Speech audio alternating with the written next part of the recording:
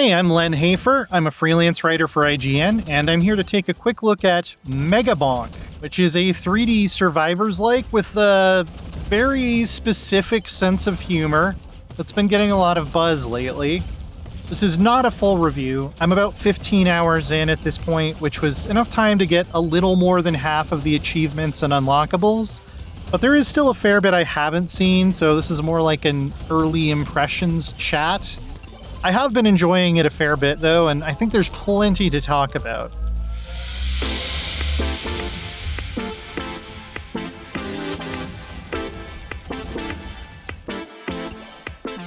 If you've played these kinds of games before, the basics are pretty much the same. You run around and fight these endlessly spawning waves of enemies that get harder and harder as the time ticks down. It'll start with your basic goblins, and then maybe goblins with swords, and eventually build up to some more dangerous stuff like ogres or giant scorpions. Every once in a while, a mini-boss will pop up, and those add some variety and a nice little spike of challenge. There are also shrines that let you summon powerful elite packs and even more bosses with the promise of greater rewards. And I always appreciate that kind of thing where I'm not going into a menu and turning the difficulty up like a dial, but I can kind of tweak the difficulty as I go based on the decisions I make in the run. I really prefer that, honestly. And yeah, all your weapons kind of do their things automatically, whether that's a sword or a rocket launcher. That seems to be a staple of this subgenre now, where the only controls you're really worried about are movement related. I like the variety and the sort of bombastic attitude of the weapons.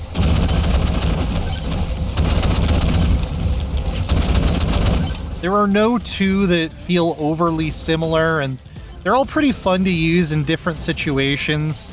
Getting the revolver and the missiles and stacking bonuses to the number of projectiles I can spawn is great. But of course, the most obvious and I think the coolest difference here is that Megabonk is built with fully 3D levels and 3D movement. You can jump and even get power-ups that give you better jumps or double, triple, quadruple jumps, which is a ton of fun. There's an item that makes all your weapons do more damage while you're airborne, which can be quite powerful. One of the characters, Monkey, can actually climb walls, which gives him some huge advantages. And this exploration and planning routes across steep cliffs, up and down ramps, is a big part of Megabonk, which makes every run feel really interesting and challenging in some ways that a lot of Survivor-style games really aren't. First off, to finish a level, you have to locate the boss gate so you can summon the final boss before the timer runs out and you're eventually overwhelmed by endless waves of ghosts. So there's that added need to get out and comb the map, unless you get lucky and spawn right by the boss gate, which sometimes happens, and I like that.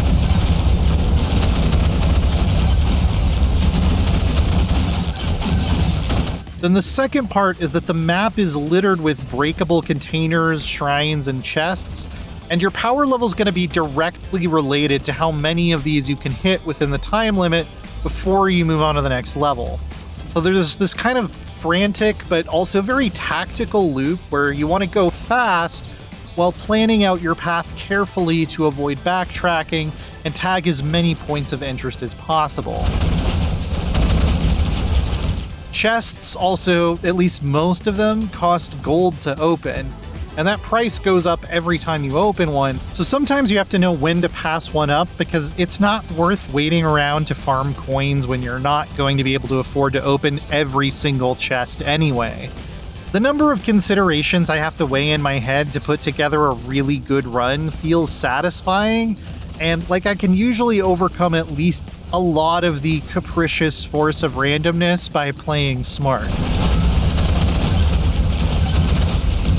Now, I do have to talk about the humor, because it's one of the first things I noticed. The entire theme of Megabonk seems to be millennial and Gen Z internet brain rot, and it's honestly hard to tell if... I don't want to sound super mean or snotty here, but Is this supposed to genuinely make me laugh in a surface level way? Like, is this the straightforward sense of humor the developers were aiming for? Or are they kind of doing a Tim and Eric cringe comedy thing? Like, the real joke is that it's kind of stupid on purpose? How many layers of irony deep are we here? In the former case, it doesn't work that well, but if it's the latter, it kind of does.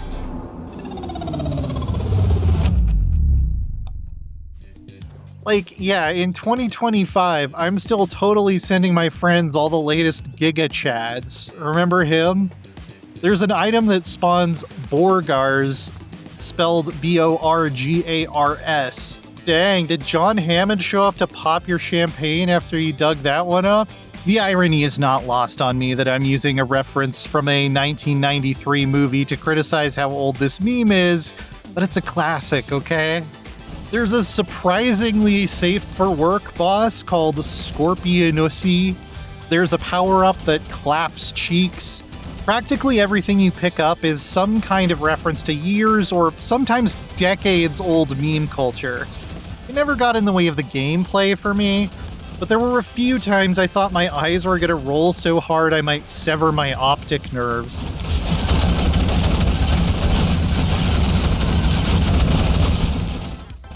Megabonk currently only has 2 levels, a spooky forest and a deadlier desert, at least unless there are some secret ones I'm not aware of.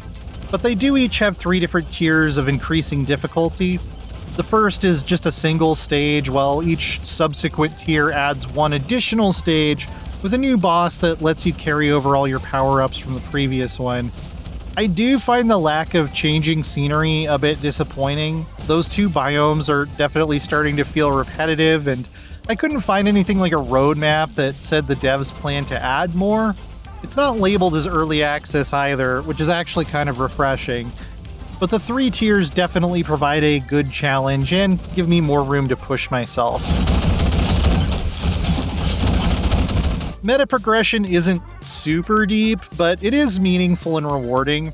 Everything outside of a run costs a separate currency called silver that you can pick up on runs.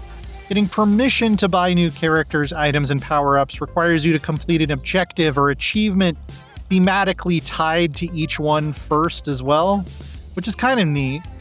And then you have the more straightforward buffs to level up, like getting more rerolls or more weapon slots. I especially appreciated that you only have to pay for the ability to toggle unlocked items on or off once, and then you can use it as much as you want, since I really like to optimize my loot pool going into a run in these types of games. The characters are mostly pretty simple in their design, but enjoyable to use. I think my favorite is Clank, who is a robot cowboy gunslinger that starts with the revolver and gets increased critical chance every level.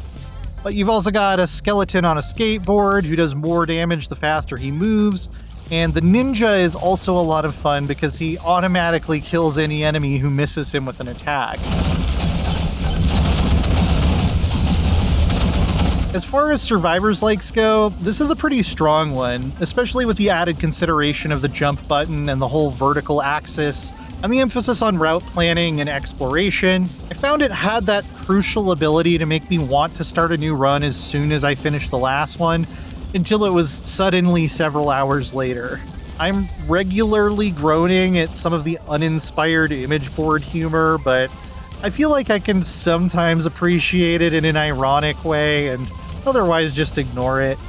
I'd say it's worth a look if you have an appetite for another one of these that isn't basically just a Vampire Survivors reskin. I just wish there was a little more level variety. You can check out some more gameplay of Megabonk, or for my latest full review, see what I thought of Hades 2. And for everything else, stick with IGN.